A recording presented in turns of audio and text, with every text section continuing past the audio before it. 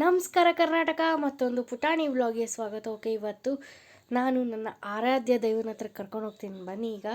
Okay, morning ನಾನು ನನ್ನ ತಮ್ಮ ಟಿಫನ್ ಎಲ್ಲ ಮುಗಿಸ್ಕೊಂಡು ನಮ್ಮ ಓಲಾ ಗಾಡಿ ಎತ್ಕೊಂಡು ನಾವು ಹೋಗ್ತಿರೋದು ಮೈಸೂರು ರೋಡಲ್ಲಿರೋ ಗಿರಿನಗರಲ್ಲಿ ಕಾರ್ಯಸಿದ್ಧಿ ಆಂಜನೇಯ ಸ್ವಾಮಿ ದೇವಸ್ಥಾನ ಅಂತ.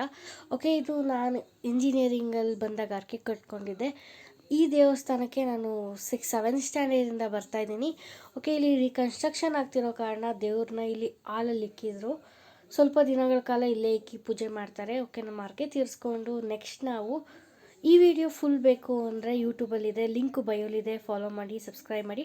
ನಾವು ಅಲ್ಲಿಂದ ನೆಕ್ಸ್ಟ್ ಬಂದಿದ್ದು 2 ಕಿಲೋಮೀಟರ್ಸ್ ಹತ್ರದಲ್ಲಿರೋ ಗಾಡಿ ಆಂಜನೇಯ ಸ್ವಾಮಿ ದೇವಸ್ಥಾನ.